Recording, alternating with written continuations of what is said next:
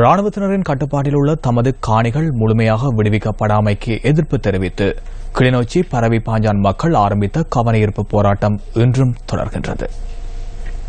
இராணுவத்தினரின் கட்டுப்பாட்டில் இருந்த சுமார் 17 ஏக்கர் காணியை விடுவிக்க கோரி கடந்த 13ஆம் திகதி தொடர் கவனஈர்ப்பு போராட்டம் ஒன்றை பரவிப்பாஞ்சான் மக்கள் ஆரம்பித்தனர். இந்த போராட்டம் முன்னெடுக்கப்பட்டு வந்த சந்தர்ப்பத்தில் மக்களுக்கு சொந்தமான சுமார் 4 ஏக்கர் காணி விடுவிக்கப்பட்டது. 5 நாட்களாக தொடர் கவனஈர்ப்பு போராட்டத்தினை முன்னெடுத்த பரவிப்பாஞ்சான் மக்கள் கடந்த மாதம் 17ஆம் திகதி எதிர்க்கட்சித் தலைவர் இரா சம்பந்தன் வழங்கிய வாக்குறுதியை அடுத்து போராட்டத்தை தற்காலிகமாக கைவிட்டனர்.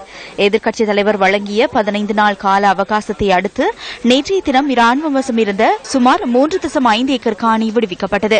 எனினும் எஞ்சிய 10 ஏக்கர் காணியையும் விடுவிக்க வேண்டும் என கோரி நேற்று முதல் பரவிப்பாஞ்சான் மக்கள் மீண்டும் கவனஈர்ப்பு போராட்டத்தை இராணுவ முகாம் ஒன்றில் முன்னெடுத்து வருகின்றனர். 17ஆம் தேதி மட்டுக்கு ஒரு 4 ஏக்கர் காணி விட்டுச்சுனாம் சம்பந்தன் ஐயா வந்து சொன்னார். 15 நாளைக்குள்ள விடுவிச்சு தாரணும்னு சொல்லி இப்ப நேற்றையோட எங்களுக்கு அந்த டேட் முடிஞ்சது. நேற்று வந்த இடத்துல 3 ஏக்கர் காணி தான் விட்டுரைக்கணும். மீதி காணி விட இல்ல.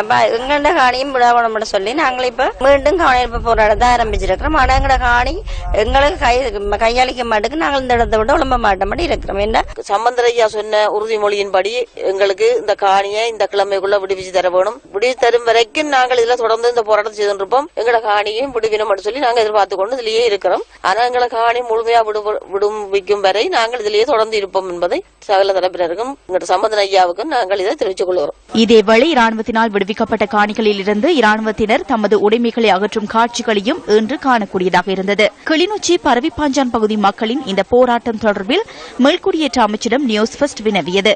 கிளிநொச்சி பரவிப்பாஞ்சான் பகுதியில் இராணுவத்தினர் பயன்படுத்தி வருகின்ற பொதுமக்களின் காணிகளை விடுவிப்பது தொடர்பில் பாதுகாப்பு அமைச்சுடன் பேச்சுவார்த்தைகள் இடம்பெற்று வருவதாக அமைச்சின் செயலாளர் வேலாயுதம் சிவஞான சோதி தெரிவித்தார்.